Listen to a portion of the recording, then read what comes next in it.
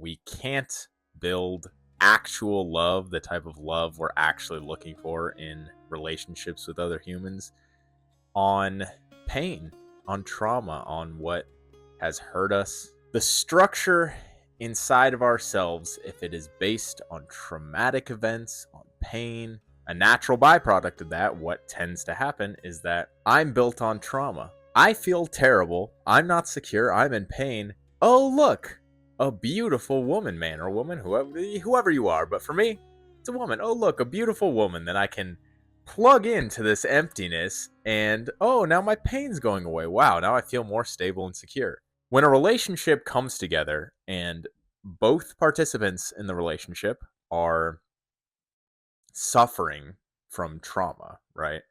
From an unintegrated self, from a self that isn't authentic yet because it doesn't know how to be authentic, right? In I'll just say full disclosure, right? I feel like at this point I'm a bit of a trauma bond expert. I've had a million limerence situations in my life. I've had a bunch of different situationships. I've had 2 long-term relationships, 1 engagement.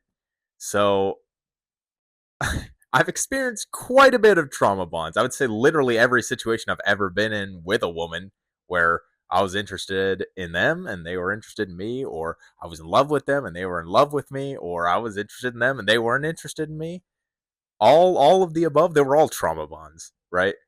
And so I can see now, coming out of that whole paradigm of my life, what's actually going on. What's actually causing it to not work, why it's not sustainable, why a trauma bond in a relationship literally isn't sustainable. It can't be. Because the truth about relationships is, if the participants in the relationship can't sustain themselves, then the relationship can't be sustained either. I think of it in terms of foundational structure, like building a house or something, right? So if the structure, if the foundation of your relationship is built off of need, it's built off of pain, right? So if I'm in pain and I need my partner to fix that pain, I need them to make me feel secure. Got the hole, I plug them in like a little bridge so I can walk to wherever, however I want to feel. Then it doesn't matter how many years go by. But the fact of the matter is, I need you to feel okay and you need me to feel okay. So our foundation is weak. It's a weak foundation. I don't have the strength inside to sustain myself, and neither do you. So eventually, a structure or a foundation of a relationship that's not sound, strong, concrete, ultimately that structure in a healthy relationship has to be freedom and not based off need. But if that structure is weak, if that pain is underneath your bond, then it is going to corrode your relationship. Could be very slow. It's been slow for me sometimes, right? But at the end of the day, you have to trust that the pain that you're experiencing, even both of you, the trauma bond in the relationship, that trauma is going to come up. It's going to seep through into the relationship. It's going to come up to the surface, whether you like it or not. And when you see so many people jump from relationship to relationship to relationship, and you wonder, what are they doing? Yeah, I know. On the surface, obviously, we all know, okay, well, that person isn't comfortable being alone. That person, doesn't like themselves, doesn't love themselves, things like that. But even more than that, it comes out of real need. It comes out of, oh, okay, the pain's coming up.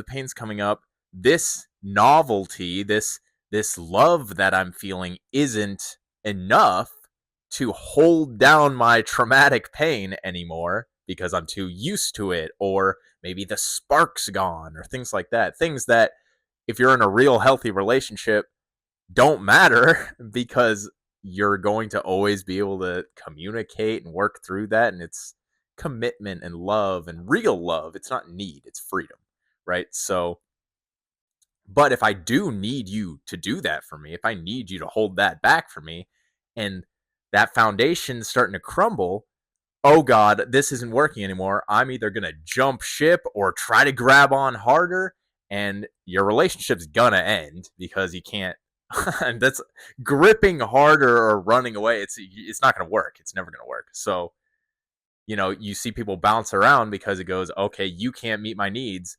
You're novel. You're going to go meet my needs now. Now I just take you, right? And then guess what's going to happen? Same thing. Novelty, fantasy. Oh, it's so beautiful. Years down the line, oh God, now it's painful and real again. Okay, I need to go escape through this person now, right? So the idea is if you want to if you want to build real love, then my Texan came out there a little bit. If you want to build real love, actual love, what you first need to do is accept that you can't build love on a trauma bond. And you're only going to enter trauma bonds if you're not integrating the part of you that's in pain. If you're not meeting the part of you that's in pain, if you're not confronting the part of you that's in pain, accepting that part, healing that part, meeting with that part. And I'm not saying healing, like you don't need to be a perfect person to be in a relationship. That's not what I'm saying. Even a healthy relationship, you don't need to be perfect. You can grow through relationships. I mean, heal in the sense of get to the point where you can understand, accept, and integrate the fact that you don't need your partner. You don't need a partner. That's why, after a trauma bond big breakup or something, it's good to be alone for a while. It could even be a long time. It's good. It's better. I went through a really hard breakup because I was so entrenched in exactly what I'm talking about. Like I was engaged to someone and I straight up like only after losing this person was I like, damn, I actually relied on that person for my entire sense of security, emotional stability in my life. Like I felt like I was enough because that person loved me and was with me. That's it. Like I realize now looking at my whole life, it's like I felt like I was good enough when I had someone interested in me. And I can trace that back to, I relied so heavily on my mom for security because I had a really, hard upbringing with my father. I had a really bad relationship with him for a long time and went through a lot of trauma early on with my dad, right? And so I latched on to my mom as this sense of security of okay, well, as long as I can hold on and clutch this, then it's not going to be as bad, or I can avoid it, or I can escape it, or it'll make it better or something, right? And so, boom, what happens? Now I literally need a woman in my life to make me feel okay because that's just what my little child brain is telling me inside. And I say that because I think so many people experience the same thing, right? It's always those things. It's like those core moments, those core memories. They really matter. I mean, I'm 26. I'm 26 years old, right? My last relationship ended at 24, the end of 24, right? I mean, it doesn't matter how much time has passed. I'm sure if I, didn't have this happen, I could have just done the same thing for another 10 years or something, if I wasn't committed to trying to grow at least to get out of all that. But, it's normal. And so many people literally go their whole lives and don't do anything. I think that's changing generationally, which is great. But, at the end of the day, if you are clutching on to a partner for dear life, you're clutching onto them because there's an abyss inside of you that you don't want to fall down. And the fact of the matter is, no relationship is ever going to work out as long as you're terrified of that abyss inside your chest, as long as you're not willing to face your own demons, face your own shadows, and see that they're not really bad, right? The fear of it, the avoidance of it is so much worse than actually just experiencing it and inviting it in for tea, as Ram Dass says. But if you really want love, that's what it has to be. It's not a fantasy. It's not some, oh, look at this knight in shining armor who's going to come save me. Look at, oh, this woman who finally sees my value. Well, guess what? If you see your own value, you won't need a woman to see it. You won't need a man to see it. You won't need a partner to see your value.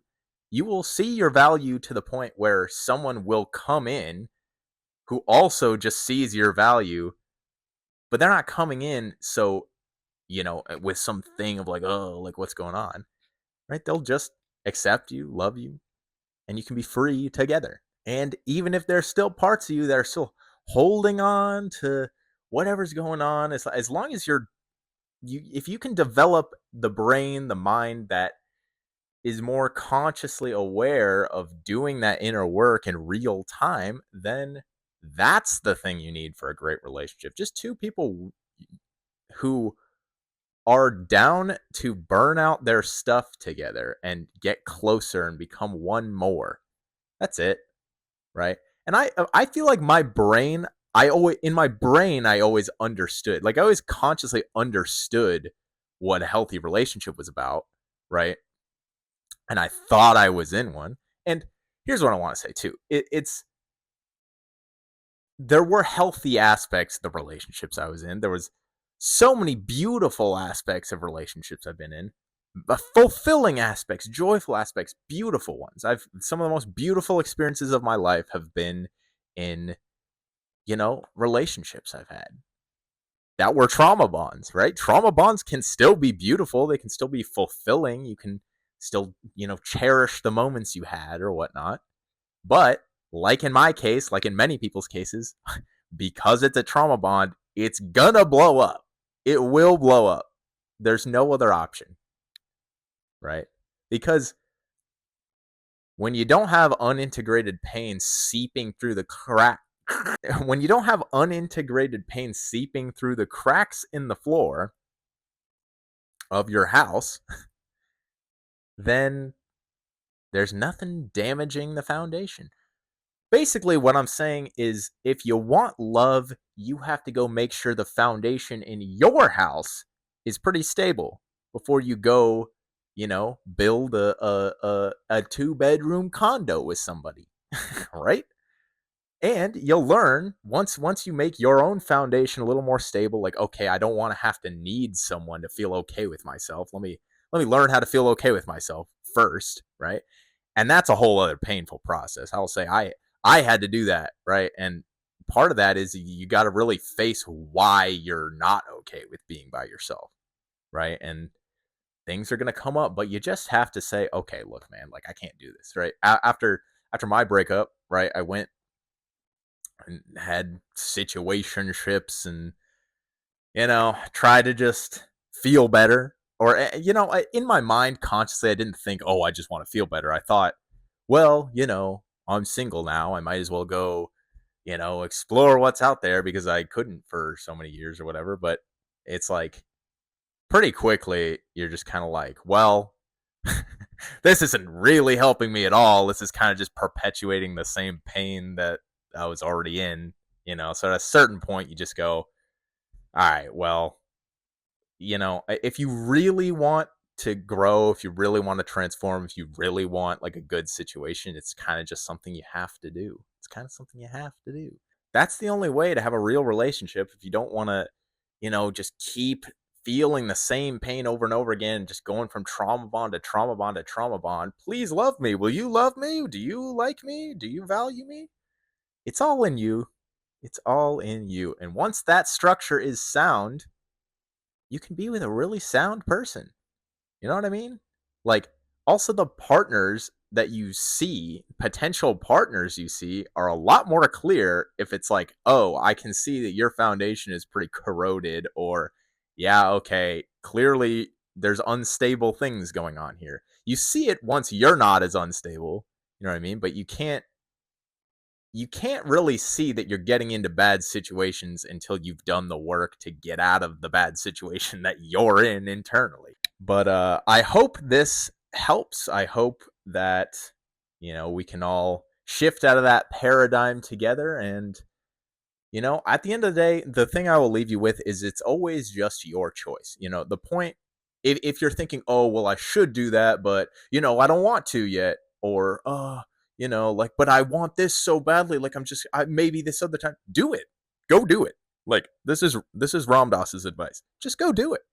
Go do it. Because sometimes the ways that we suffer are The only way to actually get us to the point where we are a person who can have healthy love and truly have freedom in a relationship, give someone else freedom because we don't need them, and they give us freedom because they don't need us. That's love. That is beautiful. That is the most beautiful thing I can think of experiencing with another human being on this planet, in this physical realm entirely, in a body. And sometimes we have to just be broken into that. And so when we suffer in these ways, it is really the grace of the guru, God, the universe, bringing us into alignment with the thing we keep saying we want. You keep saying you want love, but you're picking trauma bonds. I kept saying I want love. I'm just keep picking trauma bonds. I needed it too badly. So let the guru bring you to where you need to be, even if it's painful. All right, I'm running out of storage. Love you.